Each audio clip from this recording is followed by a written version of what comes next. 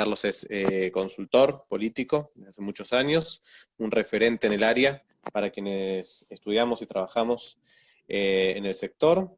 Ha trabajado en más de 150 campañas, fue el primer presidente de la Asociación Argentina de Consultores Políticos y también fue presidente de la Asociación Latinoamericana de Consultores Políticos.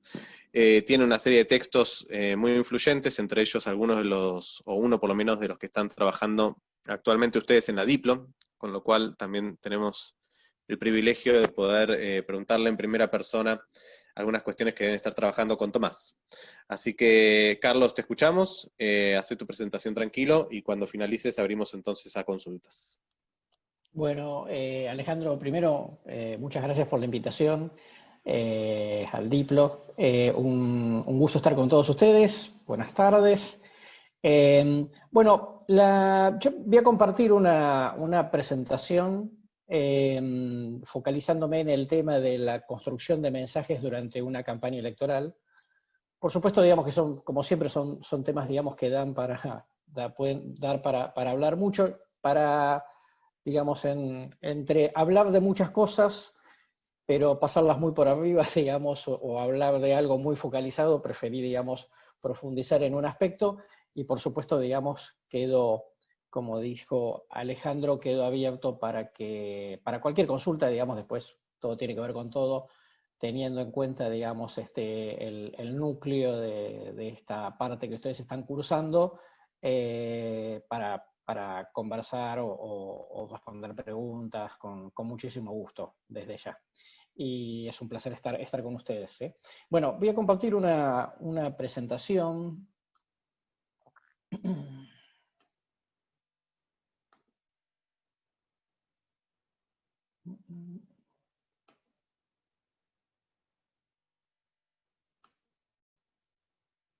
Bueno, espero que la vean bien.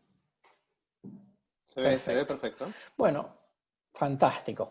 Bueno, después se las comparto, así que digamos, no, para que eventualmente puedan prestar atención a lo que charlamos sin tener que andar corriendo con anotaciones, ¿sí? Bueno, como les decía, digamos, de todas las posibilidades de uno charlar sobre esta cuestión, me concentré un poco en el intercambio de ideas con Alejandro en el tema de la construcción de mensajes, ¿no?, dentro de una campaña electoral. Por supuesto que cuando uno habla de este tema, son cuestiones que se aplican en general a toda la comunicación política, ¿no?, de las dos grandes ramas, la que tiene que ver con campañas electorales, de la cual vamos a hablar hoy, pero también, digamos, de la que tiene que ver con comunicación de gobierno. Por supuesto, digamos que cada una después admite especificidades, distintas reglas, pero básicamente, digamos, estamos hablando de la misma matriz, de manera que uno podría tomar algunos de estos elementos tanto para un lado como para el otro, ¿no? Yo bueno, en esta presentación yo quería arrancar, digamos, con algo, vamos a decir, como muy elemental, simplemente, digamos, a modo de repaso, es como si uno, digamos, estuviera como descendiendo en el planeta Tierra y, digamos, después viendo, digamos, en cuál, digamos, de los continentes y en cuáles de los territorios finalmente se focaliza. Entonces, muchas veces surgen, digamos, como preguntas, ¿cómo se termina elaborando, digamos, los mensajes de campaña? Entonces, básicamente, simplemente, insisto, a modo de repaso, uno dice, bueno, los pasos que uno eventualmente hace en este checklist, digamos, de cuando planifica estratégicamente, digamos, una campaña, y dice, empiezo por diagnóstico de opinión pública, obviamente, sigo por un análisis FODA de fortalezas, oportunidades, debilidades y amenazas. Analizo el escenario de campaña, esto es de qué se trata esta elección de la cual uno va a tener que interactuar. Definido el escenario de campaña, y sabiendo el diagnóstico de opinión pública y nuestro FODA, estamos en condiciones de poder fijar el objetivo cumplible, teniendo en cuenta que no siempre uno va a poder, digamos, lograr el objetivo ideal de ganar una elección, y porque, digamos, hay ciertos limitantes, para que uno pueda alcanzar ese objetivo, contextuales. Y a partir de eso uno está en condiciones de poder elaborar el concepto estratégico de una campaña electoral, que esto es, digamos, en qué se va a centrar fundamentalmente de transmitir una campaña. Vamos a poder focalizarnos, digamos, en el target, ¿no? Esto es, a qué públicos le vamos a hablar, qué públicos nos vamos a concentrar, y está conformando una suerte de tríada, ¿no? Del concepto, el target y los temas, ¿no? Los temas es de las cuestiones más complejas de definir en una campaña. Dicho esta parte del checklist, digamos, tiene más que ver con el diagnóstico, digamos, y las definiciones estratégicas.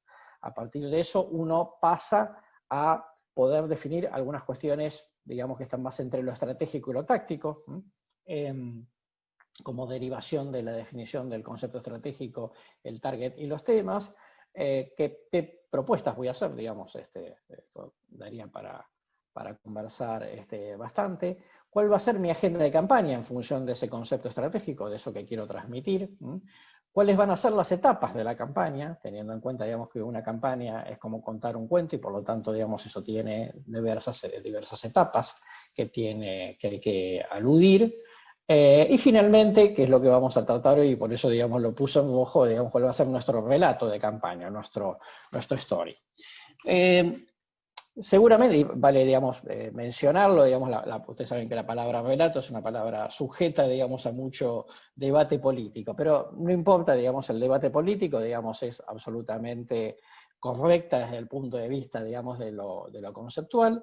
De hecho, digamos, uno tuviese que aludir, digamos, a relato en inglés, lo llamaría story, ¿no? El storytelling, digamos, como una de las ramas más ricas de la comunicación política contemporánea.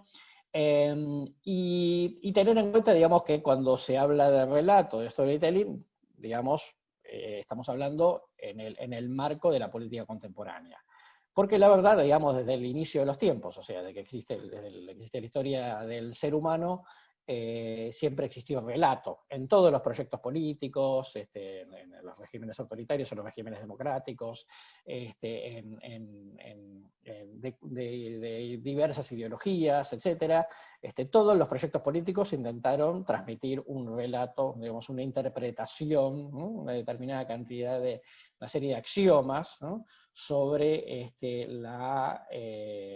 sobre su visión, digamos, del mundo, de la actualidad, etc. Y en función de eso ir transmitiendo, digamos, determinados conceptos, obviamente, digamos, en democracia, para concitar, digamos, mayor número de votantes en términos de campaña electoral o de apoyo en opinión pública en términos de gobierno. De manera que, simplemente para aclarar que que nadie se asuste con el término, porque el término, digamos, es académicamente correcto, y además existe, vamos a decir así, de los primeros caracteres son los caracteres, digamos, sumerios, por lo menos de lo que se ha encontrado hasta acá arqueológicamente, de los sumerios en adelante, digamos, todas las civilizaciones, todos los regímenes políticos de cualquier signo y color, digamos, han tenido relatos, desde las catedrales, las grandes palacios, las pirámides de los egipcios, etcétera, etcétera. Todo es relato, digamos, obviamente, no tenían consultores políticos en esa época, y entonces, obviamente, se elaboraba de otra forma. Bueno, esto es como insisto, como para decir, estamos como descendiendo en el planeta Tierra, digamos, en qué parte del planeta nos centramos, digamos, en este territorio que tiene que ver con la construcción de relato. Primero, digamos, yo voy a ir como de lo general a lo particular, digamos, de lo más estratégico a lo más táctico, como para que ustedes puedan llevarse de la clase de hoy una serie de lineamientos, de herramientas, a partir de los cuales uno, desde la práctica de la consultoría política, digamos, más allá de cualquier cuestión teórica, me parece que era como más interesante, como siempre, que uno parta desde la propia experiencia profesional, cuáles son las claves para construir ese relato, digamos, y cómo llegamos al final, y cuál es el sentido de tenerlo, ¿no? Digamos, más allá de esta introducción que yo hacía, digamos, porque efectivamente es un elemento central en la política contemporánea. La primera cuestión, digamos, de cómo elaboramos después voy a, digamos, después de que pasemos estos 2 o 3 primeros slides, vamos a contar un poco más metodológicamente. Yo por acá, conceptualmente hablando, digamos, la idea es contar una historia, ¿no? Pero como ustedes saben, digamos, también desde el inicio de los tiempos, digamos, la tradición mitológica, digamos, es de contar historias, obviamente otro tipo de historias, y con lo cual, digamos, nos implica a nosotros, desde el punto de vista de la comunicación política, de incluirlo todo dentro de un relato, digamos. La idea es que nosotros no emitamos mensajes sueltos, por muy correctos que sean. Yo puedo decir, la educación es la base de todo, y mucha gente puede estar de acuerdo con lo que yo digo, pero ese es un mensaje suelto. Si yo no lo tengo dentro de un relato, digamos, no hace sinergia con otros mensajes y por lo tanto, digamos, tiene menor capacidad de impacto sobre el electorado, ¿no? El storytelling es fundamentalmente, digamos, una gran apelación emocional, no racional. Yo diría, esto que uno lo viene marcando de hace muchos años, por suerte hoy hay un montón de bibliografía de las neurociencias que nos advierten de lo que finalmente nosotros siempre le dijimos a los clientes, a los periodistas, etc. La verdad es que no hay un voto racional y un voto emocional. Todos los seres humanos somos emocionales, cada uno, digamos, con diferentes características, con diferentes emocionalidades. Pero al final, digamos, no es que... Y el voto racional, ¿qué hace? Y el voto emocional es de unos, pero otros son racionales y no emocionales. No, eso no existe. ¿Okay? Todos los seres humanos somos emocionales, por lo tanto, digamos, cuando votamos también. Y por lo tanto, la metodología del storytelling hace es apelar, digamos, obviamente a lo emocional, que es la base de toda esta cuestión, no a la racionalidad. Yo no trato de explicarle a la gente, digamos, con un libro de macroeconomía, ¿no? Determinadas cuestiones, sino que apelo a una cantidad de elementos que ya vamos a ir desarrollando respecto para que adhieran a una visión, a una propuesta, una ideología, etc. El tercer punto es que no es el relato de cualquier manera, sino un relato que siga la lógica de la audiencia, ¿no?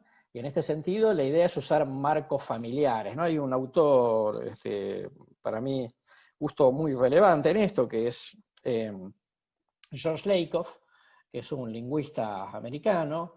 George Lakoff tiene varios libros, pero básicamente uno con un título muy simpático que se llama No piensen en un elefante, ¿no? Siempre él cuenta que cada vez que va a dar una clase a sus alumnos le dice, no piensen en un elefante, y le dice, ¿en qué están pensando? Obviamente en un elefante, ¿no?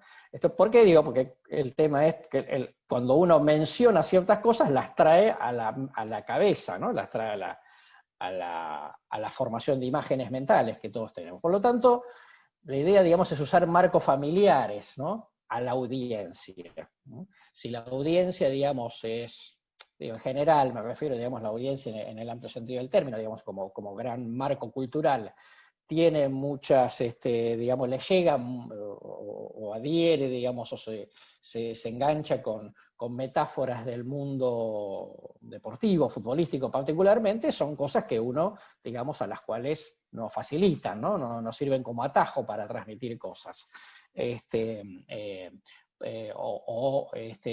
Ya vamos a ir viendo, digamos, ejemplos más adelante. Pero, digo, insisto con el tema de que yo no cuento una historia, no cuento cualquier historia, cuento una, digamos, que siga la lógica de la audiencia. Si yo la contradigo a la lógica de la audiencia, entonces obviamente no voy a poder impactar sobre sus opiniones. El cuarto punto es usar palabras claves, ¿no? Palabras que evoquen. Hay palabras que, más o menos, digamos, que por lo menos en toda América Latina uno sabe, digamos, que las dice y en general evocan. Y después, por supuesto, dependerá de cada segmento, ¿no? Pero, digo, educación es una palabra que evoca, oportunidades es una palabra que evoca, depende del segmento, digo, familia puede ser una palabra que evoque, etcétera, etcétera. Así como hay palabras que desde lo ideológico, digamos, son relevantes, y desde la gente tienen un significado completamente distinto, ¿no? Por ejemplo, yo tengo, digamos, un cliente, digamos, en donde la palabra progresista no es centro-izquierda, sino que es gente de trabajo, gente que progresa, ¿no? Cuando uno dice la palabra progresista, digamos, lo utiliza en términos más bien ideológicos, pero eso para la gente no significa otra cosa o no significa nada, ¿no? O sea, en el mejor de los casos es inocuo, porque si yo digo una palabra, bueno, no pasa nada. En el peor de los casos es, digamos, que eso pueda ser contraproducente. Por lo tanto, son palabras que evocan cosas importantes para el público, ¿no? Más allá de lo que nosotros como, vamos a decir, como analistas, como consultores o como académicos, como periodistas, digamos, como un público, digamos, con otro tipo de elaboración, con otro tipo de debate, digamos, evaluemos o identifiquemos. El quinto punto, digamos, es, lógicamente, como hablábamos, digamos, antes de señalar targets, no es un mensaje para todo el mundo, es solamente para mi público. Uno dice, es un relato para es un relato para la gente, o es un relato para una parte de la gente. O sea, una parte de la gente que compra, asume, asimila, se engancha, digamos, con un determinado historia, y hay otros que se enganchan con otra, ¿no? Por lo tanto, digamos, no estamos hablando del 100% de la gente, ¿no? Bueno, nunca hablamos del 100% de la gente, obviamente. El sexto punto es que parte de premisas morales, ¿no? Es decir, la respuesta a qué es lo justo, ¿no? Premisas morales para la sociedad, no premisas morales para el que elabora el mensaje, digamos, porque bueno, obviamente uno no tiene que meterse, digamos, con las premisas morales del público, solamente, digamos, identificarlas en función de esto que mencionábamos en el punto número 3, que esto es seguir la lógica de la audiencia. Cuando digo qué es lo justo, digo cosas que son justas en términos de el marco cultural en el cual estamos desarrollando el mensaje, ¿no? Digamos, ustedes, no importa, digamos, si alguien es creyente o no en Dios, si es cristiano o tiene cualquier otro tipo, digamos, adhiere cualquier otro tipo de identificación religiosa, lo cierto, digamos, es que la raíz cristiana está en estas sociedades, digo, por lo menos en América Latina, y entonces uno puede decir expresiones que las puede decir alguien que por ahí no es creyente, pero que está claro porque alude al marco, ¿no? Cuando uno le cuentan una noticia, digamos, y dice, ¡ay Dios! No necesariamente es porque es creyente, digo, pero es una expresión, digamos, que a cualquiera de nosotros le puede salir, ¿no? La expresión ganarás el pan con el sudor de tu frente, ¿no? Es una expresión bíblica, no hace falta ni siquiera haber leído la Biblia, digamos, para que el concepto desde el punto de vista social, ¿no? O ideológico es tener que trabajar para obtener tu sustento, digamos, ¿no? Si nadie te regala nada, y nadie te lo tiene que regalar, es palabra bíblica, por supuesto, insisto, muchas de estas cosas están imbricadas en la cultura, sin que necesariamente signifique que todos los oyentes, digamos, tengan una identificación religiosa en la línea judeocristiana. Luego, cuenta una historia, y esto tiene que tener una estructura narrativa, ¿no? Y en una historia, digamos, tiene que seguir una estructura narrativa para que efectivamente atrape, ¿no? Donde hay héroes, donde hay villanos, donde hay víctimas, donde hay principio, donde hay desarrollo y donde hay final, ¿no? Porque esta es la manera en la cual, digamos, uno va a poder asimilar mejor, digamos. Cuando uno ve una película que no se entiende, es muy probable, una parte, digamos, es que uno diga, dejo la película, otra es que la siga mirando pero con menos atención, digo, que uno hace zapping mental, digo, empieza a pasar otra cosa, o pasa de canal, vuelve a la película, etcétera, etcétera, sencillamente porque no tuvo una estructura narrativa acorde, por lo menos a la expectativa de la audiencia. Y entonces uno no puede contar las cosas de cualquier manera, sino que tiene que contar las cosas, digamos, siguiendo una determinada lógica, y eso después obviamente se adapta a cada contexto, a cada coordenada, digamos, de lugar, ¿no? De época, etc. Tener un storytelling, digamos, tener un relato, es importante porque debilita los argumentos contrarios o de los adversarios, por así decirlo, ¿no? Cuando un storytelling funciona bien, un público adhiere a una determinada visión, vamos a decir así, y hace que ataques, digamos, o los comentarios, o los argumentos para poner en duda ese relato, digamos, choquen, ¿no? Precisamente porque hay una parte del público que está blindado, ¿no? Es como si uno tuviera, digamos, un impermeable, no se moja, precisamente porque tiene un impermeable, digamos, o si tuviera, digamos, un auto blindado, digamos, no le entran las balas, ¿no?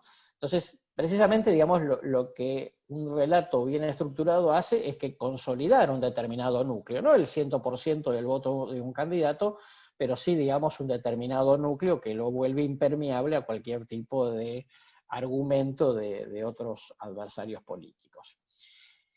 Y luego, un tema que es muy importante es la adaptación a esquemas narrativos dentro de cada cultura, porque habitualmente uno se cruza muchas veces en el plano de la consultoría con gente que dice, ay, a mí me gustó el discurso de Biden del otro día en la Convención Demócrata. Sí, sí, a uno le puede gustar, pero eso no tiene que ver ni con la Argentina, son otros códigos culturales, otros ejes de discusión, etcétera, etcétera, ¿no? Entonces, uno no debe salirse de eso, precisamente, digamos, volviendo al punto 3, es seguir la lógica de la audiencia, ¿no? Hablar de cosas que efectivamente sean marcos familiares para la audiencia a la cual nos tenemos que dirigir, digamos, o a la parte del público que queremos persuadir que se encolumne en determinada propuesta política. Bueno, estas son, digamos, algunas claves, digamos, un poco rápido y muy, muy sencillas, de cosas que nosotros tenemos que tener en cuenta para poder construir ese relato desde el punto de vista, digamos, de la lógica más narrativa. Sin querer entrar, digamos, en mucho detalle, para respetar los tiempos, digamos, la narrativa, digamos, está lleno de metáforas, ¿no? Que despiertan determinada adhesión o determinada identificación por parte del público, ¿no? Esta definición de Duplessis dice, cada metáfora repetida logra que las personas se persuadan y recuerden el mensaje recibido, ¿no? Es como cuando uno dice, no hay mal que por bien no venga, ¿no? Es un refrán popular, ¿no? Que alude precisamente, digamos, saca una conclusión, ¿no? Que la cultura, que un determinado marco cultural, digamos, lo adhiere, ¿no? Ahora, ningún relato exitoso se crea en el vacío, se apoya en nuestros conocimientos simbólicos previos. Esto es lo que yo les decía. Armar un relato no significa llamar a un guionista de Netflix y decirle, a ver, hágame un guión para que la gente se quede enganchado 12 capítulos a ver porque uno, en una serie de Netflix, en una película, tiene, digamos, lo que se llama, digamos, habitualmente la suspensión momentánea de la credibilidad. Esto es, uno no dice, esto va a pasar, en la realidad podría pasar así, pero uno se engancha, digamos, con una ficción, por supuesto. Ahora, lo que funciona, digamos, en el marco de la narrativa de la ficción, digamos, no funciona así en la política, por lo menos necesariamente, porque obviamente después hay, digamos, sedimentación. Cuando yo voy a ver una película, no sedimenta nada. Me gusta una película de romance, me gusta un drama, me puede gustar una película de acción, una comedia, etcétera, etcétera. Yo no le exijo, digamos, a esa narrativa como le exijo, digamos, a la política, ¿no? Que alguien podría decir, en mi gobierno no hubo inflación, cualquiera, ¿no? Y si todo el mundo dice sí, dice, si hubo un montón de inflación, es obvio, digamos, que esa narrativa, yo no puedo decir lo que se me ocurra, tengo que, digamos, tener en cuenta precisamente, digamos, cómo llego a ese público, o sea, qué cargas, qué prejuicios, digamos, y qué historia ese público tiene previamente. Y las metáforas que llevamos encima son, en definitiva, las que terminan clarificándonos los mensajes que recibimos, ¿no? Y uno diría, a fulano el gobierno le quedó grande, ¿no?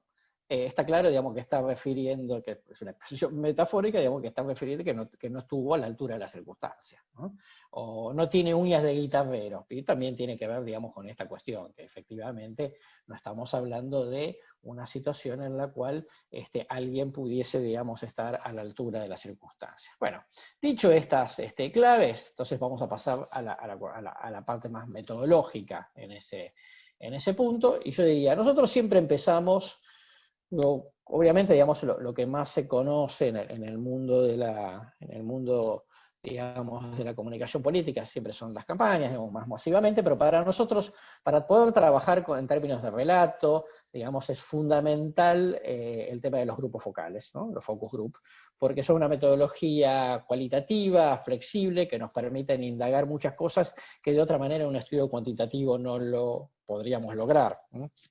Y que entonces tenemos una capacidad de poder, digamos, vamos a decir, como poner el cuchillo a fondo, ¿no? Respecto a la posibilidad de obtener una serie de insights, ¿no? De descubrimientos sobre el público que, insisto, en un cuantitativo no podríamos, porque la pregunta que no se puso en una encuesta, como digo yo habitualmente, por ahí me pasó una manada de elefantes por la espalda y no me di cuenta. Mientras que en el grupo focal siempre salta una alarma, que, digamos, cuando alguien dice las cosas de una manera o tira, digamos, alguna percepción particular, el entrevistador, el coordinador del grupo, tiene ahí la posibilidad de tirar de la cuerda, digo, de probar cosas, digamos, como en tiempo real, ¿no?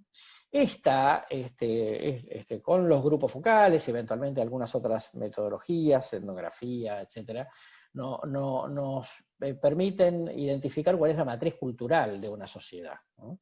De una sociedad en todos los niveles. Pero, digo, todos saben, digamos, que cualquier pueblo puede ser un mundo, digamos, ¿no? No necesariamente estoy hablando en términos macro o en términos nacionales, puede ser en términos provinciales o en términos locales, de manera que uno sabe cuáles son las coordenadas culturales y las oportunidades que esa matriz cultural nos da. Como vamos a ver ahora en un ejemplo luego, como para que les resulte más comprensible lo que yo estoy transmitiendo.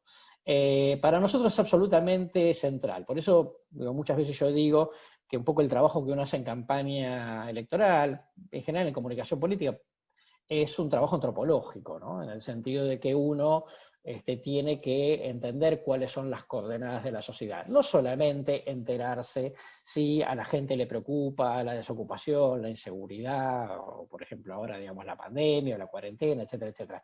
Eso es una superficie de la radiografía de la sociedad. Nosotros necesitamos algo más que una radiografía, nosotros necesitamos una tomografía computada, ¿no? De manera que vaya, digamos, como al fondo, ¿no? Como que seccione el organismo para poder ver cosas que efectivamente una tomografía, una radiografía, digamos, no podría obtener, o las posibilidades que no pueda dar una resonancia magnética, etc. Todas, digamos, herramientas que nos permiten bucear, ¿no?, con más profundidad con el público que estamos interactuando. Esto, digamos, siguiendo el checklist de la primera, del primer slide, nos va a permitir, digamos, en función del posicionamiento que le definamos al candidato, simplemente porque acá estamos hablando de campañas, podría ser de la gestión, por supuesto, y del concepto estratégico, nosotros ir elaborando ese relato en función de qué ejes y temas tengamos, digamos, a qué público le hablemos, con qué estilo le hablemos, ¿no? Porque obviamente sintonizar con el estado de ánimo de la gente, que es una de las cuestiones centrales en una estrategia electoral, implica hablar o no, digamos, con determinado volumen en función de cuánto está dispuesto la gente a escuchar eso, ¿no? Yo puedo decir la más importante de las verdades, ¿no?, la más cruda de las verdades, pero la puedo decir, digamos, con un tono muy tranquilo, de manera que lo que va a quedar es que yo digo cosas, pero que no soy un vehemente, ¿no? Y si la sociedad no está esperando un vehemente, entonces yo tengo muchas más posibilidades de mandar mis mensajes más crudos, más críticos, con un estilo tranquilo. O lo que habitualmente diríamos en términos populares, digamos, lo cortés no quita lo valiente, ¿no? Que esto es, uno puede decir, o lo valiente no quita lo cortés, ¿no? Uno puede decir cosas muy duras sin necesariamente, digamos, tener que decirlas a los gritos. ¿Por qué? Porque por ahí la sociedad no está dispuesta a escuchar gritos, ¿no? Así como en otro momento, si no hay gritos, no escucha, ¿no? Y entonces, digamos, estas son las cuestiones que tienen que ver con el estilo. Pero, obviamente, digamos, el estilo en la política contemporánea nos condiciona mucho la manera en la cual nos expresamos, porque no tiene que ver solamente con las cosas que verbalizamos, ¿no? Sino que los tonos son acá absolutamente fundamentales, absolutamente fundamentales. Entonces, si yo conozco la matriz cultural, tengo definido el posicionamiento del candidato, el concepto estratégico, sé de qué temas voy a hablar o qué ejes voy a tocar, digamos, durante mi campaña, a quién le voy a hablar, con qué estilo, digamos, le voy a hablar, entonces, digamos, estoy en posibilidad, digamos, de definir cuál es nuestro relato. Entonces yo, digamos, les traje un ejemplo, digamos, en identificar al objeto de estudio, porque me pareció que es mucho más interesante, digamos, que más allá de que yo se los cuente, uno vea en la práctica, digamos, una pieza de relato concreta, ¿no? Es decir, ¿y por qué se elaboró como se elaboró, ¿no? Que yo podría traer, digamos, un discurso de Obama, un discurso de Trump, etcétera, etcétera. Yo no estuve en la campaña de Obama, no estuve en la campaña de Trump, no sé cómo se elaboró y por qué llegaron a determinadas conclusiones, más allá de las coordenadas culturales. Entonces me parece interesante que yo pueda contarles algo a partir de los cuales, digamos, que ustedes puedan ver, digamos, un poco como la costura del saco, digamos, como estuvo hecho, ¿no? Para que tenga efectivamente sentido. Y a partir en ese relato, identificar nuestras palabras claves, como yo les decía hace unos minutos atrás, digamos, cuáles son las palabras que evocan imágenes y valores de la sociedad. Valores en términos sociológicos, no valores en términos éticos, digamos, como habitualmente los utilizamos en este métier. Y a partir de eso, bueno, ¿cómo construyo un mensaje? Un mensaje sencillo para poder concitar atención y hacer apelación emotiva, utilizando palabras claves y una determinada lógica de un determinado público dentro de una comunidad. Bueno, este relato central dice así.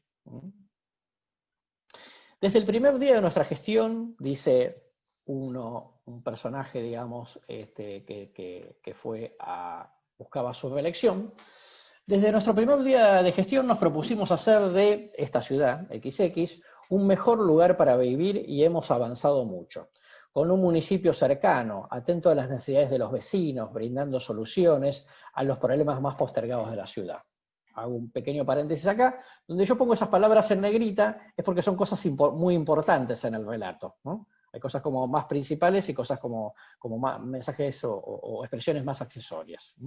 Y por el otro lado, el segundo comentario es, ustedes se podrán imaginar que el 100%, digamos, de una comunidad o de electorado no cree ni que el municipio sea cercano, ni que esté brindando soluciones a los problemas más postergados de la sociedad, ni nada por el estilo. Sino sencillamente estoy hablando a la parte del público, ¿no? Que tengo, con la cual, digamos, es una parte de núcleo duro, digamos, y una parte de un público persuadible, ¿no? Por este tipo de mensaje. Nosotros entendemos como gentilicio de la ciudad, ¿no? Como fulano, que somos porteños, bonaerenses, no importa, lo que pongan ahí lo que quieran, que solo a través del trabajo duro y constante, del trabajo honesto, del trabajo poniendo primero a los vecinos, podremos seguir en este camino de progreso. Por eso, todos juntos hemos logrado grandes cosas. El boleto escolar, los jardines municipales, el atelier cultural, el programa municipal Emprendiendo Sueños, espacios verdes y de recreación en los barrios, el programa Nombre de la Ciudad Limpia es más linda, entre otras tantas. Pero principalmente cumplimos un sueño de todos. Hicimos la escuela primaria municipal. Me paro acá un segundo. Son las cosas que en los estudios la gente las tiene como top of mind de esta gestión, ¿no? No son las cosas que a mí se me ocurre que son importantes. O sea, El cliente piensa que algunas cosas de estas son importantes, pero también piensa otras, y sin embargo esas no fueron incluidas en el relato sencillamente porque no le llamó la atención a la gente, ¿no? Sino que bajo la estricta regla de que yo tengo que hablar de las cosas, como decía Aristóteles en la política, digamos, hay que averiguar de qué anda el público y hablar en función de ello. Lo decía Aristóteles hace escasos 2300 años atrás, ¿no? O sea, no estamos descubriendo nada, por supuesto, pero lo que quiero decir es que, los fulanos son acomodaticios. Bueno, digo, en realidad estamos tratando de hablarle a una audiencia para que entienda lo que nosotros le queremos transmitir en los códigos en que la audiencia los asimila, ¿no? No en la manera que a mí me gustaría contarle las cosas, sino todo pensado en función del público. Uno podría decir, pero en este caso es un candidato a intendente. Un candidato a intendente, una escuela primaria, municipal, que tiene que ver, si el intendente se tiene que dedicar a otras cosas. Bueno, en todo caso se lo podemos preguntar al público, a este público al cual nos estamos dirigiendo, pero para este público era importante esta cuestión, por algunos elementos, digamos, de la matriz cultural que uno dice, digo, qué cosa rara, ¿no? Bueno, ok, pero es esta matriz cultural y este es el terreno en el cual nos tenemos que mover. Queremos seguir mejorando nuestra ciudad, seguir progresando con nuestros propios recursos sin depender de nadie. Ven que de esta manera yo podría decir, y nosotros queremos nuestra autonomía, cuerno, porque a nosotros nadie nos va a mandar. Sin embargo, muy tranquilamente dice, seguir progresando con nuestros propios recursos sin depender de nadie. Dice, muy tranquilamente diciendo, señores, nosotros queremos nuestra autonomía sin tener que andar peleándose y andando los gritos con nadie en particular. El otro detalle que les quiero mencionar, digamos, porque habitualmente ustedes seguramente en la política muchas veces uno observa que el dirigente, el candidato, digamos, se quiere arrogar para sí mismo ciertos logros, ¿sí? Y el público no siempre quiere que el candidato se arrogue ciertos logros, porque cree que, bueno, que la gente también pagó los impuestos, también hizo lo suyo, sus esfuerzos, etcétera, etcétera. Fíjense que cuando empieza, digamos, este tercer párrafo, ahí dice, juntos hemos logrado grandes cosas. No dice yo, me lo deben a mí, que soy genial. Dice, yo trabajé y ustedes pagaron sus tasas municipales, sus impuestos, hicieron su esfuerzo, le pusieron onda, me apoyaron, me votaron, etcétera, etcétera. Esto lo logramos juntos, digamos, no es un de fulano de tal, sino que es una cosa, digamos, de toda esta comunidad. Lo cual, digamos, es esto va en función desde qué lugar le gusta, por lo menos esta parte del público, ver que un líder se para. Es decir, la gente quiere ver un líder mesiánico, quiere ver un vecino que trabaja a la par nuestra. En este caso quiere ver un vecino que trabaja a la par nuestra. No quiere, digamos, un semidios, ¿no?, que les enrostre lo bien que están gracias a él. Esto depende de la estructura y la matriz cultural de cada sociedad y los aspiracionales que esa sociedad tiene, ¿no? Tenemos un compromiso que hemos asumido con todos ustedes de trabajar incansablemente para hacer realidad esa ciudad de progreso, educación y oportunidades para todos para que todos los de este lugar efectivamente queremos. Falta mucho por hacer, ¿no? Acá viene, digamos, la apelación de las cosas mejoraron, pero no es que está todo fantástico, falta mucho por hacer, digamos, es un camino que se inicia, pero los de acá no queremos empezar de cero, queremos aprovechar la experiencia ganada, que esto es obviamente la apelación típica de la continuidad. Pero en los términos en los cuales lo piensa la gente, no en los términos en los cuales dice, señores, acá hay que seguir por este camino, sino el tema es empezar de cero, lo viene haciendo más o menos bien, desaprovechar la experiencia que ya tiene, ¿ok? Está dicho en la continuidad, no está en la palabra continuidad, está dicho en los términos en los cuales se expresa este público. Pero además queremos a esta ciudad limpia, linda, iluminada y asfaltada, que esto es la agenda que falta, ¿no? Miren, yo hice el boleto escolar, los jardines, el atelier, los espacios verdes, la escuela municipal, pero yo sé que ustedes me están reclamando asfalto, luz, desagües, cloacas, etcétera, etcétera. Si no me puedo hacer el tonto, esto falta. Pero bueno, esta es la próxima agenda.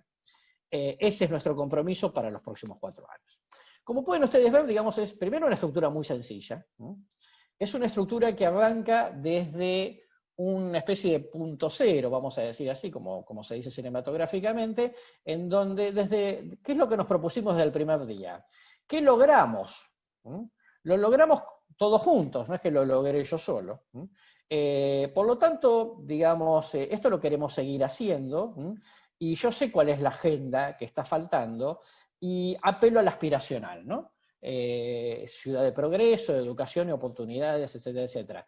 De vuelta, uno podría decir, bueno, pero usted no tendría que hablar ciudad asfaltada, ciudad limpia, ciudad iluminada, ciudad segura, etcétera, etcétera.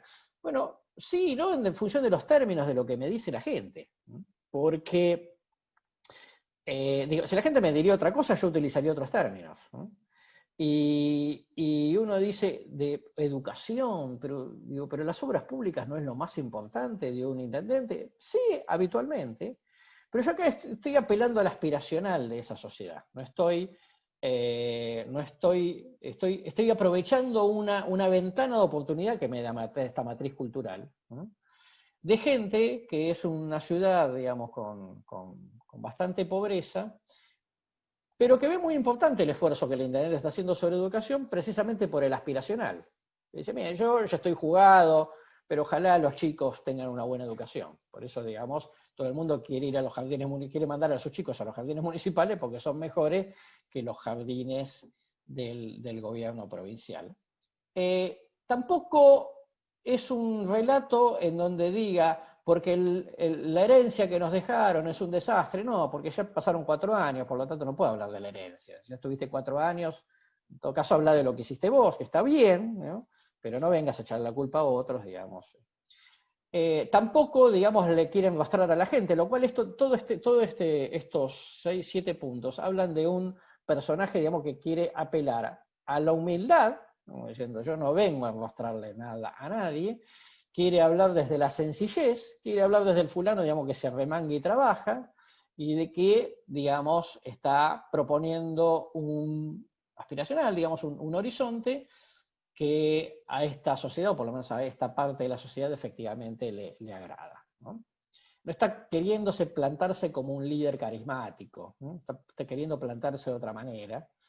Y no, es el relato, digamos, adecuado, insisto, para esas coordenadas de culturales, para esas coordenadas de tiempo y lugar, y no para cualquier otra, ¿no? Es decir, por muy, uno le puede parecer esto muy lindo, digamos, no lo podría llevar necesariamente a otro lado, en donde, digamos, el marco cultural efectivamente sea otro.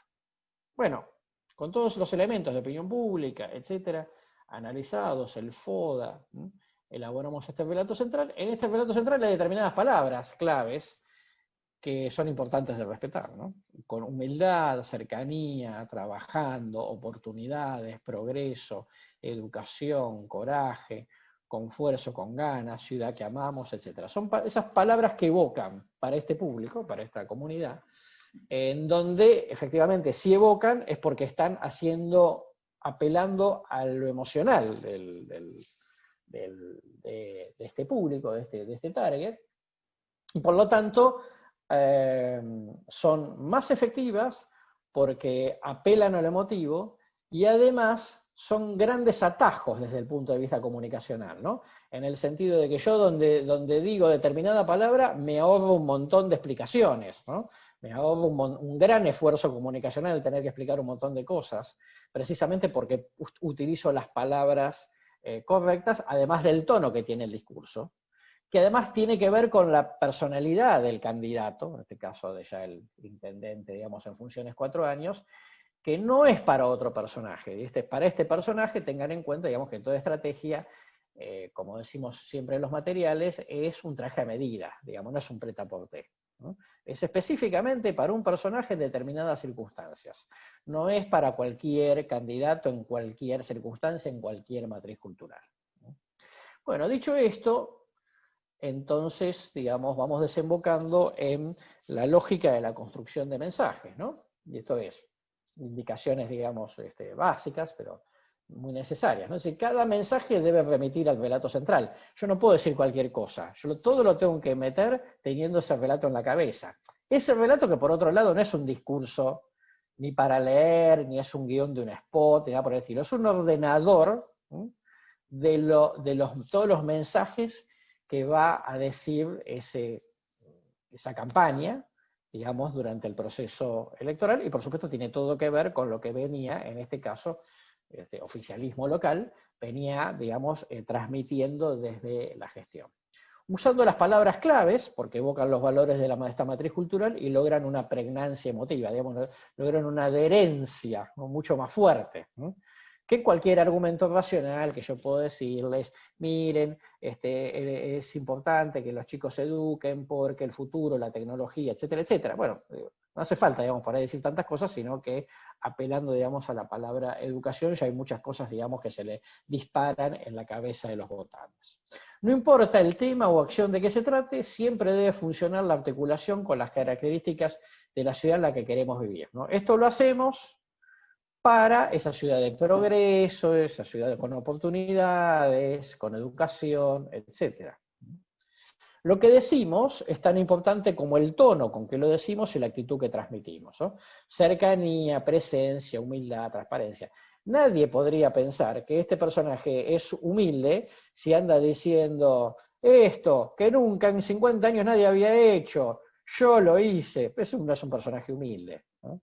Entonces, digo, obviamente, digamos, todo el marco tiene que servir para transmitir esos atributos que son importantes para el público y que, insisto, coinciden con el personaje y la gente valora en el personaje. Porque si el personaje fuera un personaje vehemente, medio frío, medio lejano, no tan presente, etc., yo tendría que pensar en una estrategia distinta, porque el personaje no me cierra digamos, para la demanda social. Eso se conecta con un hecho concreto y transmitido en positivo, ¿no? Pavimento, evento cultural, acción social, control municipal, no importa, digamos, siempre pensado, digamos, desde algo que hacemos en lo concreto y transmitido, insisto, en positivo. Si uno tuviese que simplificar esto, por supuesto, en una fórmula, diría un hecho, por ejemplo, pavimento, ¿no?, un valor de la matriz cultural, progreso, trabajo, y una actitud de la gestión, ¿no?, cercana, presente, transparente. Y voy culminando con 3 ejemplos, digamos, muy sencillos, de cosas que, digo, para que uno tome, digamos, de cosas que pasaron en esta gestión, pero pueden pasar en muchas gestiones, obviamente, ¿no? Por ejemplo, jardines maternales, ¿no? Uno podría decir, ¿hay que hacer jardines maternales? Bueno, sí, para la gente que lo necesita, bueno, está bien, pero, digo, otros podrían pensar, bueno, está bien, pero cada uno que si se lo puede pagar, bien, y si no, yo porque tengo que andar pagando por los jardines maternales de otros, podría ser un argumento contrario. Sin embargo, en esta matriz cultural, por lo pronto, digamos, el jardín maternal, digamos, está dentro del rubro educativo, con lo cual, digamos, yo ya voy ganando, ¿no?, una parte del público en función de que la gente cuando escucha jardín no es una simple guardería, sino que sabe que un jardín en la actualidad es un inicio de su proceso, del largo proceso educativo, no simplemente, digamos, un acopio de bebés o de primera infancia. Y segundo, porque en lo que tiene que ver con educación se disparan, por lo menos en esta sociedad, yo diría en general en la sociedad argentina, muchos sentimientos de solidaridad, ¿no? Que esto es, mire, yo los impuestos los pago en tanto y en cuanto todo el mundo reciba buena educación, ¿no? El que lo pueda pagar, qué bueno, y el que no lo pueda pagar, por lo menos tengo buena educación, porque sin educación no vamos a ninguna parte, etcétera, etcétera. Por lo tanto, digamos, esto dispara una cuestión, digamos, una apelación naturalmente solidaria. En este punto, yo pongo como ejemplo, estamos trabajando para que todos los niños tengan las mismas oportunidades de desarrollo. Acá está, digamos, el tema de, yo no tengo que decir igualdad, pero está claro para que todos las tengan.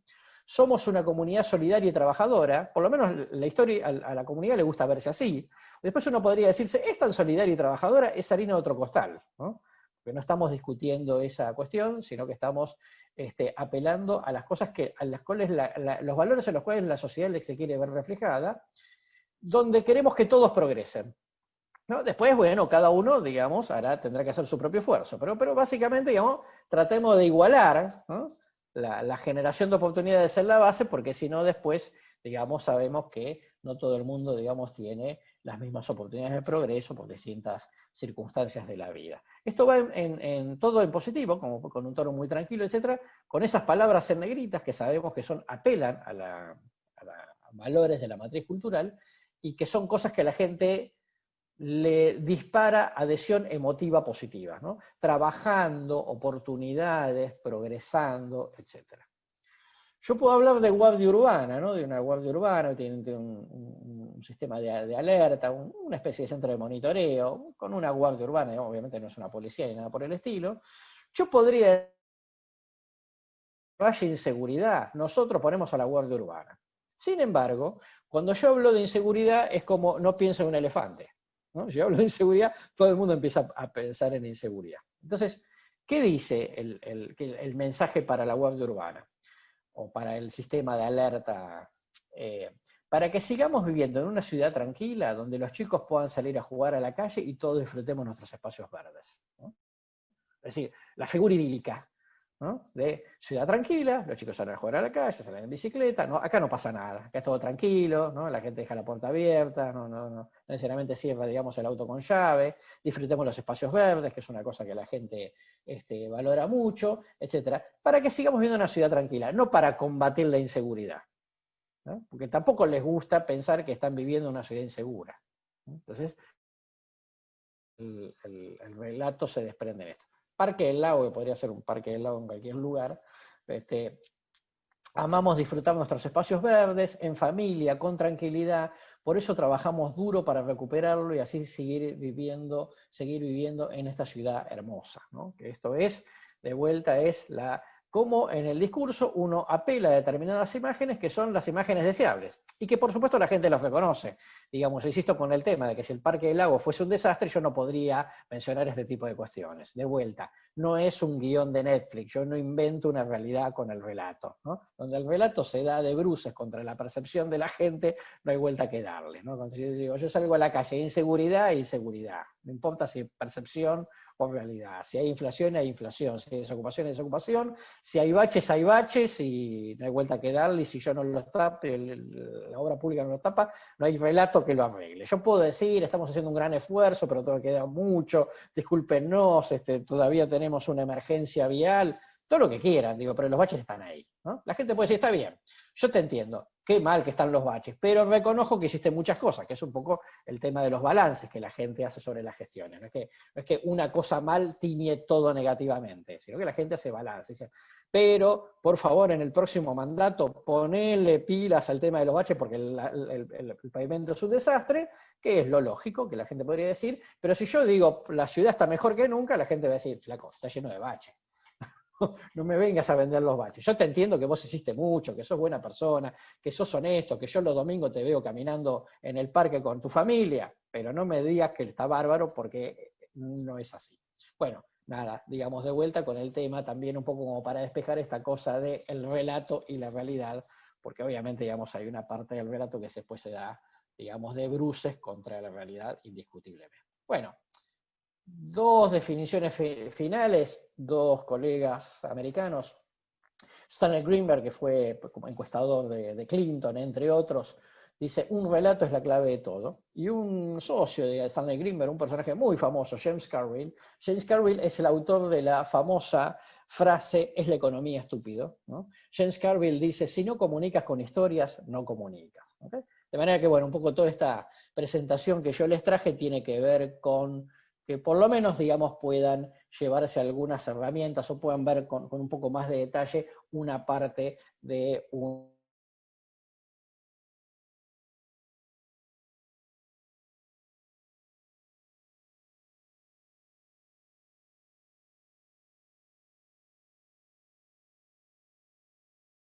Que las imágenes valen muchísimo más que cualquier cosa y en la alianza o en la sinergia con las redes sociales se puede hacer mucho o casi todo, y otros que decían, bueno, las ideologías sí existen, sí influyen, no el rational choice, pero sí hay un componente ideológico que termina determinando el voto o el plebiscito que puede ser una elección.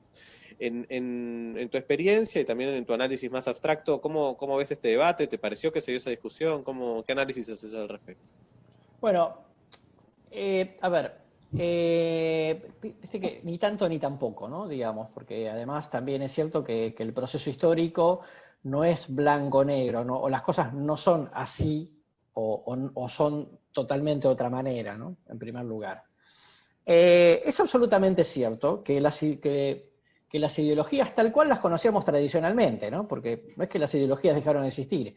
digamos, sencillamente, tal cual las conocíamos, no son irrelevantes para el electorado, ¿no? Ahora, tampoco es cierto, digamos, que, claro, uno dice, bueno, digo, no importa cualquier ideología que uno quiera, digamos, mencionar, o doctrina política en general, diría, no, pasa que la gente ya no cree en eso. Yo diría, bueno, no es que no cree en eso, seguramente no se pondría a escuchar los enunciados tal cual, digamos, ocuparon buena parte del siglo XX, ¿no? Que es distinto a que no existen, ¿no? No es que, como yo digo siempre, hay muchos más,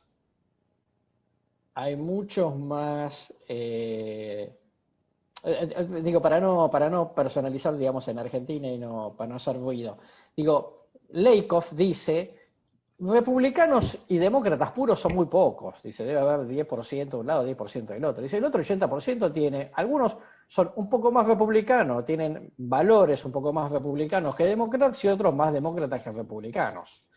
Lo que Lakoff dice es, mediante la estructura, la operación, digamos, de los mensajes, tratemos de despertar, Lakoff, que es demócrata, ¿no? Dice, tratemos de despertar en la mayor parte de la población de Estados Unidos el demócrata que todos tienen dentro, porque todos tienen algo de demócrata, ¿no? Y entonces dice, podemos ganar mucho público, pero depende cómo apelemos y cómo estructuremos los mensajes. Y entonces yo diría, esto es la primera cuestión, digamos, del blanco-negro. La segunda es, ojo porque la historia tiene flujos y reflujos, ¿no? ¿Esto qué significa? Yo digo, ideologías nada. Y después estamos viendo varias cosas en los últimos 20 años en América Latina que uno dice, en América Latina y en el mundo, que uno dice, ideología nada. Y yo diría, la verdad es que hubo unas cuantas procesos políticos con mucha carga ideológica. Entonces uno diría, pero entonces como que no era que las ideologías habían muerto, que la gente ya no le importaba. Bueno, veamos, digamos, bien los procesos históricos antes de hacer algunas de esas definiciones tan taxativas. Dicho esto, mi tercer comentario es absolutamente cierto que en esto que, a mí no me gusta el término posmodernidad, pero no importa, digamos, es un término que seguramente todos podemos comprender, sociedad líquida, como diría Bauman, etcétera, en donde efectivamente ya no existe la lógica de los grandes relatos del siglo XX o de los grandes axiomas, sino que toda, digamos, la narrativa en todos los aspectos de la humanidad, no solamente en la política, ¿no? Yo diría en el teatro, en el cine, en el arte, la literatura, etcétera, en los videojuegos, en los noticieros, son narrativas de pequeñas historias o anécdotas. ¿Okay? Ahora, ojo porque muchas pequeñas historias y muchas anécdotas pueden terminar llevando, digamos, a una expresión, digamos, ideológica más axiomática. Claro. Pero es absolutamente cierto, digamos, que es una sociedad en donde entre la forma y el contenido, la forma ganó mucho espacio, pero no la forma o el estilo por el color de la corbata. Porque todos sabemos, digamos, que desde el punto de vista sociológico, los formatos son definiciones ideológicas también. Por eso, digamos, los expertos en investigación de mercado hablan de ideología del consumidor. ¿No? No porque el consumidor tenga ideología, sino porque esta es una definición como sociológica de la ideología del consumidor, o antropológica de la ideología del consumidor. Dicho esto, yo te diría, está claro que vos no podés comunicar como en la década del 70 o el 60, ¿no? Ni siquiera como en la década del 80, pero es cierto que podés apelar a muchas de podés traducir muchas de esas cuestiones más ideológicas o doctrinarias en términos de comunicación política contemporánea, poniendo mucho énfasis en cuáles son esos valores de matriz cultural que nosotros mencionábamos en la charla y el estilo con el cual la gente asimilaría alguna de esas cuestiones, ¿no? Y además, porque la foto con el perro no te hace ganar una campaña. La foto con el perro puede ser simpático un rato, ¿no? Digo, vos me mencionaste. Y yo se lo comenté a algunos colegas. Yo dije, miren, muchachos, la foto con el perro en el sillón de Rivadavia está muy simpática el primer día. Ojalá te vaya bien en el gobierno, para que nunca nadie recuerde la foto con el perro, o la foto del perro en el sillón. El día que te vaya a ver mal, todo el mundo va a decir, claro, es que el gobernador era el perro. Se invierte el Con lo valor cual, automáticamente. con lo cual hay que tener mucho cuidado. Yo entiendo, digamos, de la conexión emocional de la mascota. Y se lo aconsejo también a los clientes que lo quieran hacer. Pero yo digo, ojo con no abusar, ¿no? En los temas en los cuales hay que ver más allá de la foto de la coyuntura y que además likes o retuiteos no significan, digamos, necesariamente apoyos, ¿no? Porque hay como Claro. diversos niveles de apoyos. Tomás, te cedo la palabra si querés hacer alguna consulta vos. ¿Cómo les va? Sí, bueno, muy buena la charla, obviamente, desde ya, en línea con lo que decía Ale. No, algunas cuestiones muy cortitas. Primero, como decía Carlos, me parece interesante pensar esta cuestión, digo, y es una pregunta. Por un lado, las ideologías tal cual las conocimos en el marco de los grandes relatos, lógicamente ya es difícil interpretar desde ahí. Y en simultáneo tenemos, pienso, así como instantáneamente me viene la figura de Bannon, ¿no? Y el Derecha World Tour, que va por el mundo masificando las bondades de la derecha del siglo XXI, pero quiero decir como una especie de vocero muy ligado a esos discursos, digo, pendiéndose además como un consultor de poco menos que todos los gobiernos de derecha del mundo, ¿no? Pero al margen de eso, y retomando a Leikov, él plantea un ejemplo que me parece buenísimo cuando en el libro, ¿no? Cuando él habla de los marcos, del marco del padre comprensivo demócrata y el padre estricto republicano, ¿no? Esas serían como los valores morales a activar de cada lado. Y habla de un caso que me parece un gran ejemplo que él da, que es el del matrimonio entre personas del mismo sexo, ¿no? Entonces, él dice, desde nuestro marco, el demócrata, el del padre comprensivo, se le podría decir al padre estricto, ¿y vos por qué estás a favor de que el Estado decida con quién te quieres casar? ¿A quién tenés que amar, no? En términos de todo el combo republicano, de que el Estado no debería interceder en absolutamente nada de tu vida. Y trayéndolo eso al caso argentino, sobre el activar los marcos, pensando lo que decía Ale también de las elecciones de 2015, hubo un momento en que el macrismo se hizo un poco eco o logró captar algo de ser ese partido del hacer, ¿no? Una histórica bandera del peronismo, digo, una frase peronista clásica, mejor que decir es hacer y demás, ¿no? Era como un partido desideologizado, pero del hacer cosas, haciendo lo que hay que hacer, etcétera. Eso por un lado. Y por el otro, si hoy tuviésemos que hacer una campaña en la Argentina, pongamos, ¿cuánto qué potencialidad o qué en función de los estudios de opinión que vos manejás, qué sector, no te quiero preguntar un porcentaje porque sería reducirlo, pero hasta qué punto es viable ir a discutir esos marcos o cuántos votos podría ganar eso, o si efectivamente la grieta es tan impenetrable como muchos la construyen, a veces por beneficio propio y otras veces me parece que está como instalado eso y claramente toda campaña tiene un sector al cual nunca vas a convencer. Pero hasta qué punto ese sector está a ambos lados solidificado que no vale la pena intentar dar esa discusión de los marcos, diría Leikov, o no están así. Mira, yo para poner, digamos, pero me parece muy interesante la pregunta, digo, pero para ponerlo en términos como muy concretos, ¿no? Que cuando uno dice, en la Argentina, viste que en estos últimos días, dice, bueno, la Argentina, pasa que la sociedad no se siente representada, digo, bueno, la verdad que hace un año atrás, digo, un poquito menos de un año atrás, digo, tomando la elección de octubre, que es la elección definitiva, bueno, el 88% fue para un lado, y fue la segunda elección más polarizada después de la del 83. ¿No? Uno podría, está claro, yo, y lo digo siempre, sí, es verdad, en el mundo contemporáneo, digamos, muchas elecciones se ganan siendo el menos malo, no necesariamente, digamos, siendo al que la gente le fascina. Pero lo cierto es que para mi gusto, 70% de la gente, puesto a definirse, se define por alguno de los dos bandos, más algún bando más pequeño, digamos, obviamente que el voto de izquierda 4 o 5 puntos, digamos que siempre va con alguna de las coaliciones de izquierda. Con lo cual yo te diría, si vos tenés un tercio de cada lado, ¿no? Un tercio del Frente de Todos, un tercio de Juntos por el Cambio, que claramente, digamos, no le entran balas, ¿no? Digamos, de un lado o del otro. Vos tenés ahí 2/3, sumale, digamos, algo más, ponerle, digamos, que en general el núcleo duro, digamos, del Frente de Todos es un poquito más amplio, 2 o 3 puntos mayores, ahí ya tenés, digamos, ya estás en los 70 puntos, agregarle algo de izquierda, 70 y pico de personas, digamos, que básicamente o van a votar a uno, o van a votar a otro, o no van a votar a ninguno de los dos, y van a votar a una expresión ideológica, digamos, muy definida. ¿Eso es mala representación? Yo diría que no. ¿No? Después, claramente, digamos, si uno le dice, bueno, los políticos, bueno, esa definición genérica de los políticos, pero claro, es una generalidad, como yo dijera, los docentes, los periodistas, pero es una definición genérica que no sirve, digo, muy,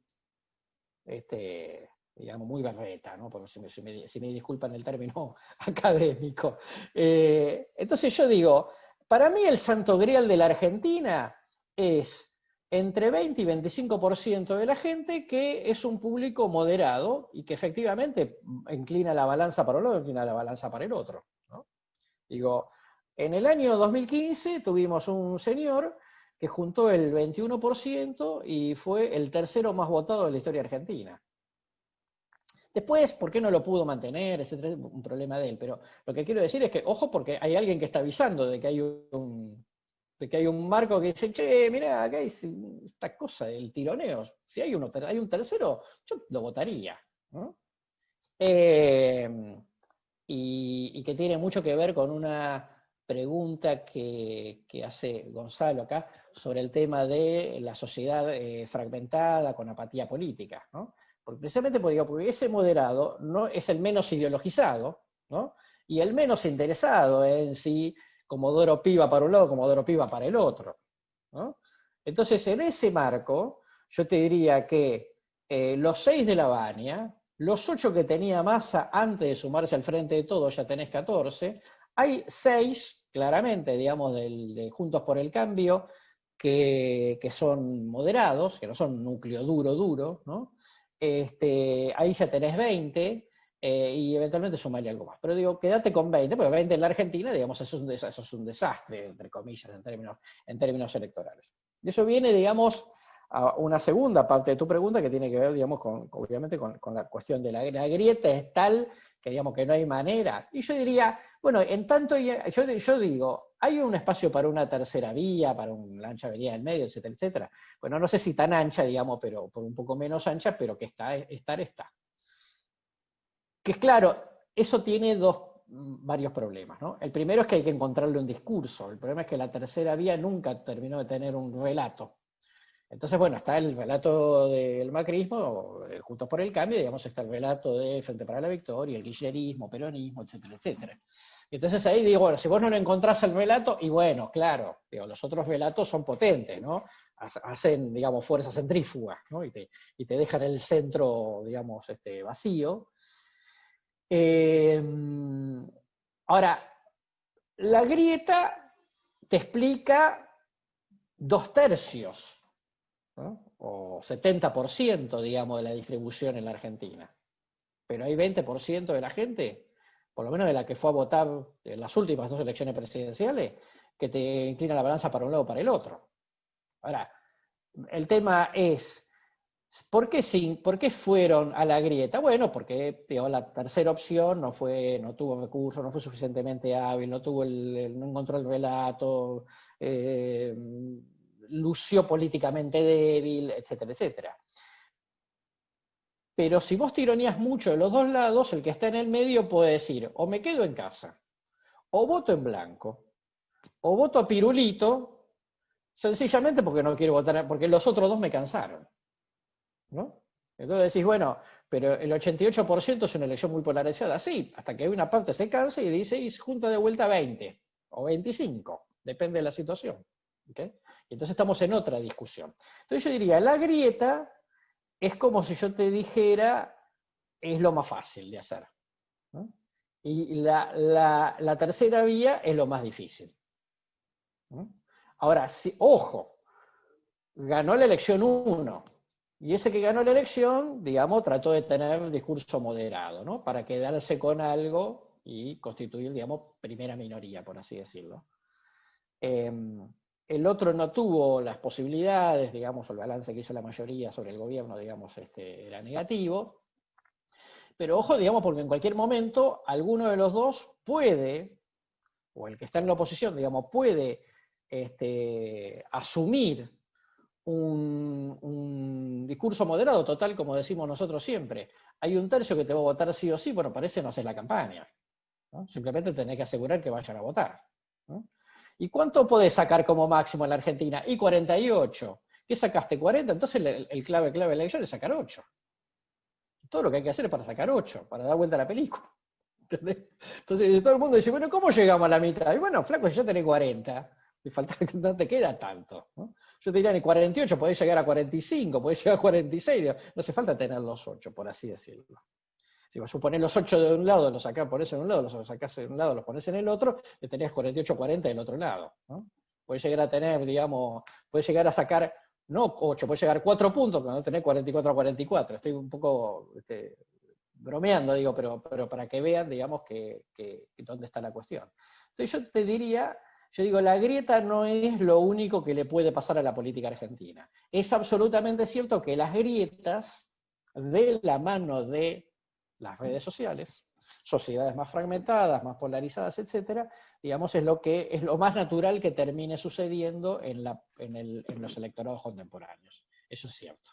Pero también es cierto, digamos, que hay electorados, digamos, que en términos de encolumnamiento en oferta política, que uno no debería confundir, con esto concluyo, digamos, mi respuesta a este punto, no debería confundir que el encolumnamiento de la demanda en la oferta que se le presentó explica toda la complejidad del electorado. Porque el electorado es mucho más complejo que 48-40, ¿no? Hay muchos más fragmentos dando vuelta, ¿no? Solo que, bueno, obviamente no siempre, digamos, está la oportunidad y la habilidad estratégica y comunicacional para captar algo de eso que está dando vuelta por ahí, bueno, no encuentra el líder, y entonces, como yo digo siempre, cuando vos llegás a la mesa de votación, está la boleta A y la boleta B, y vos no agarrás la boleta A y le pones, ay, Macri, yo lo voy a votar, pero por favor, reactive la economía. Y vos no agarrás la boleta a Alberto y le dices, ay, Alberto, pero por favor pongo el límite a Cristina. No, es la boleta A o la boleta B,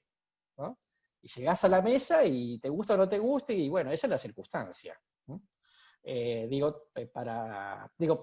Pero hay mucho matiz en el medio, ¿no? Pero, ojo, mucho matiz en el medio.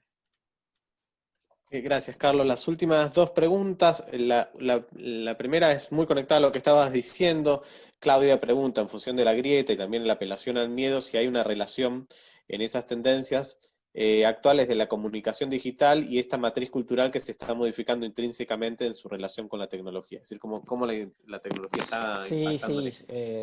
Sí, absolutamente, ¿no?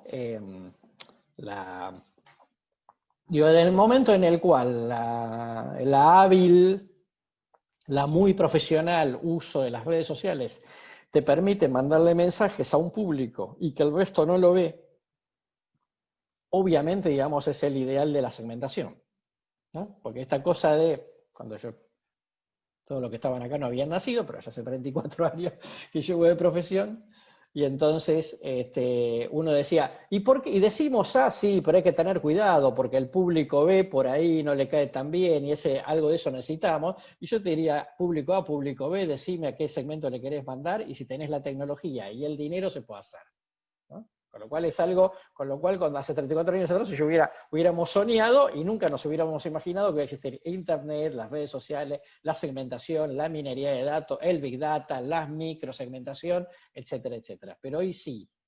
Entonces, ojo que mi vecino puede estar recibiendo un mensaje totalmente diferente al mío y yo no enterarme, porque básicamente lo que están tratando es que ese vecino vaya a votar y vote una determinada cuestión, ¿no? Y no necesitan pelearse conmigo para decir este movimiento de cintura, sí en lo público. Pero la pregunta mía en la actualidad es, ¿cuánto de lo que pasa en lo público, en los medios masivos, etcétera, realmente son las campañas electorales en la actualidad? Yo diría cada vez menos, ¿no? No te digo que con redes sociales ganás la elección, porque porque es muchísimo más complejo, obviamente, y la última elección lo demostró. Pero es absolutamente cierto, yendo a la pregunta de Claudia, que las tecnologías pueden exacerbar sentimientos de segmentos que se movilizan mucho, que pueden ser muy militantes de una idea, que viven encapsulados, con lo cual los llevas a pensar que esa es la realidad, la única realidad, y que todo lo demás no existe. Por eso, como dice Castells, no vamos a los medios a informarnos, vamos a los medios a confirmarnos. Esto es lo que está pasando. Por eso, digamos, la grieta se agudiza porque, digo, hay mucha bibliografía al respecto, no sé si mucha, pero hay bastante bibliografía, en donde indica que efectivamente hay ciertas usinas de mensajes que incentivan divisiones sociales y culturales en determinados países a propósito. Y sobre esto ya hay pruebas concretas. Última pregunta de Adriana. Pregunta, si una consultora tuviera que hacer una campaña para instalar de una manera distinta a Cristina Kirchner frente a un sector de la sociedad súper crítico de su figura, ¿cuáles serían las bases de ese relato? A ver, lo primero que debería decir es que es muy poco probable, ¿no?, que eso se pueda hacer, porque yo tengo que contar con la total conformidad del protagonista de esa historia. Entonces, en primer lugar, digo, ¿no? De manera que uno tendría que decir, yo la debería convencer a Cristina Kirchner para que, eso es muy difícil, digamos, por su propia personalidad. La segunda cuestión es, cuando un personaje ya acumula tanta carga, positiva y negativa, no importa, digo, pero esta es una imagen tan definida para determinados públicos, es muy difícil que una estrategia pueda cambiar eso, ¿no? En lo comunicacional, todo lo que podía hacer Cristina algo de lo que hizo en 2017, ¿no?, que esto es una Cristina que baja el tono, que arma un acto de lanzamiento más ciudadano, no de dirigentes ni de estructura, que hace ciertas apelaciones, que se borra ella particularmente de la campaña. Eso no le alcanzó, obviamente, pero bueno, pero ya saben, el empate de las PASO de 2017 en la provincia de Buenos Aires. Después, claro, cuando fue a votar todo el mundo, digamos, perdió. Pero bueno, pero le sirvió para amortiguar, digo, no le sirvió para ganar, pero le sirvió para amortiguar. Eso no lo resuelve, digamos, una estrategia comunicacional. Eso lo resuelve, como en 2019, un contexto y una estrategia y una decisión política. El contexto es, la gente dice, y si esto es en mi definición, ¿no?, la definición de Carlos Fara, si para mí esta es una elección entre dos miedos, o sea, ¿a qué le tengo más miedo? Le tengo más miedo, digamos, al ajuste de Macri, le tengo más miedo al regreso de Cristina. Bueno, ganó, digamos, el miedo al ajuste de Macri, ¿no? Pero no importa si la sociedad se equivocó o no, digo, pero eso fue así. Entonces, digo, eso es una coyuntura. Y esa coyuntura necesitaba una estrategia política para juntar a todo el peronismo a través de una figura moderada y Cristina desaparecer de la escena, salvo con el tema del libro, para su núcleo duro. Y bueno, digo, salió como salió 48-40. Ahora, si Cristina no quiere modificar su imagen, no hay estrategia, digamos, que le vaya a cambiar su cuestión. El público más crítico, como dice acá, pregunta acá Adriana, le critica cosas a Cristina de las cuales ella no tiene vuelta, con lo cual, digamos, son de esas situaciones en donde la mejor campaña de comunicación del mundo no modifica la situación. Porque si vos creés que alguien es corrupto, no hay vuelta, que tendrías que estar preso, digamos, ¿qué discurso va a decir? Y discúlpenme, yo sí es verdad, robé algunos millones, no tantos como se dice, pero robé algunos millones, no hay vuelta, digamos, no es verosímil, digamos, que alguien haga eso, y que el público más crítico, que es lo que dice, súper crítico, que es lo que pregunta acá Adriana, le crea y la perdone, ¿no? Y al revés, digo, ¿no? Es decir, lo pongo del otro lado, digamos. de decir, que un público que piensa que Macri es un ajustador serial, piense que Macri en el fondo era un tipo sensible que hacía bien las cosas por la Argentina. No le van a creer nunca, y no importa, digamos, si están en lo correcto o no. Digo, de esas imágenes tan fuertemente instaladas no hay vuelta atrás. Carlos, un bonus track, porque Soledad Sí, Tinelli está haciendo una pregunta. claro, con mucho Pregunta, gusto. ¿qué herramientas se utilizan para analizar el posicionamiento de los candidatos? ¿Cuáles son las herramientas en concreto que se usan? Sí, nosotros, no sé si Soledad estuviste toda la charla, empezamos hablando del tema de los grupos focales, ¿no? Porque para nosotros, digamos, es absolutamente esencial empezar por el cualitativo, ¿no? Es decir, yo siempre digo, si una persona tiene fallas estructurales en su posicionamiento, el cuantitativo no me dice nada, digamos, porque me dice, bueno, pero tiene 10% de intención de voto, o 15, o 20. Digo, pero la verdad es que si el otro 80 lo odia, no voy a ninguna parte, ¿no? Entonces yo, digamos, por lo tanto es focus o cualitativo en general, sí o sí. Y uno tiene, pero eso, digamos, es como, vamos a decir, como la primera respuesta más genérica. La segunda respuesta más genérica, menos genérica, mejor dicho, es ¿qué investigo yo adentro, ¿no?, de los focus? ¿No? Primero es, ¿qué tipo de líder quieren? ¿No? Para ver si el que yo, digamos, tengo que trabajar, tiene atributos percibidos, no atributos personales, atributos percibidos, que coinciden o no con esa matriz cultural, ¿no? Porque de esa manera yo sé, digamos, dónde tengo denominador común cultural, como para jugar esa ficha. Y yo en el cualitativo tengo oportunidades de analizar cosas que el cuantitativo, digamos, me queda corto, que es las cosas. Ustedes saben que los estudios, correctamente leídos, son averiguar las cosas que la gente sabe aun cuando no es consciente de eso, ¿no? Porque, y para eso están las técnicas proyectivas, ¿no? Es decir, uno de nuestros favoritos es decime qué animal es Cristina, o decime qué animal es Macri, ¿no? Para ver qué imaginario, digamos, se proyecta sobre ese punto, ¿no? Voy a contar una pequeña anécdota, digamos, una persona que yo, digamos, aprecié y falleció ya. Digamos, no estoy afectando su imagen, digamos, su buen nombre y honor. En el año, allá como por el año 2012, ¿no?, nos contrataron un estudio a nivel nacional para identificar, digo, bueno, después del 54% de Cristina, la oposición que tenía que hacer.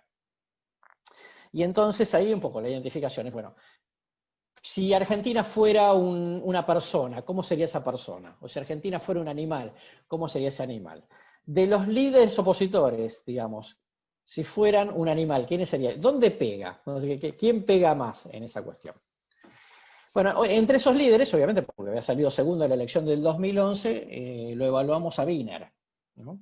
Y Wiener tenía todos los argumentos, todos los atributos, digamos, ideales, ¿no? Es decir, responsable, sensato, medido, educado, ético, transparente, etcétera, etcétera. Hasta aburrido, sí, pero bueno, digo, también había pasado lo de la fuga, con lo cual, digamos, no, eso, digamos, no me preocupaba mucho. Si la gente, digamos, no quiere un líder carismático, digamos, el aburrido, entre comillas, aburrido, digamos, viene a ocupar bien el espacio. Hasta que le preguntamos a la gente, ¿y qué animal es Wiener? Un perro labrador, ¿no? Y entonces nadie se imagina que en un perro labrador es presidente de la nación, ¿no? Es decir, la gente quiere los felinos grandes, ¿no? El león, el tigre, el puma, etcétera, etcétera. ¿Por qué? Porque la política es una cosa bastante cruenta. Y entonces se imaginan que un felino grande tiene las uñas para poder defenderse en el medio de esa disputa. El perro labrador no. Entonces digo, vos podés tener todos los atributos positivos, ideales, ¿no? El yerno perfecto, el marido perfecto, ¿sí?, por decir, digamos, imaginarios sociales, no por otra cosa. Pero la gente nunca me va a decir en un cuantitativo. Digo, de hecho, Wiener, porque nosotros decimos los focus y una encuesta nacional, el que más medía era Massa, que después gana la elección de 2013, digamos, no es menor, y el segundo era Wiener, bastante conocido, ¿no? Obviamente había sido candidato a presidente, y con muy buena imagen. Cualquiera que hubiera agarrado el cuantitativo me hubiera dicho, pero Fara, mire la imagen que tiene Wiener. Le digo, vamos a ver los focus. Y es lo único que me importa. Porque donde aparece el perro labrador, yo digo, o este hombre se decide a convertirse en león, o no tiene posibilidades presidenciales. Y finalmente no llegó a la competencia de 2015, ¿no? Porque obviamente, digamos, la gente estaba buscando frente a la figura de Cristina, si bien Cristina no era candidata en el 2015, una figura suficientemente fuerte para dar pelea, ¿no? Entonces, yendo a tu pregunta concretamente, el tema es que la gente no me dice pero la cultura dice, ¿no? O sea, hay un chiste mexicano, si me permitís, sale un bonus. Totalmente, sí, claro que sí. Un segundo bis.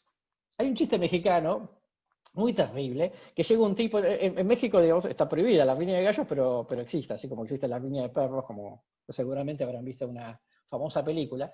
Y entonces, en esa riña de gallos, que por supuesto son ilegales, va un tipo y le dice a uno que está viendo la previa a la riña entre el gallo blanco y el gallo negro. Dice, ¿cuál es el bueno? ¿No? El bueno es el que tiene más posibilidades. Le dice, el blanco. Entonces el tipo le pone todo el dinero al blanco. Y entonces empieza la pelea y el negro lo destruye al blanco.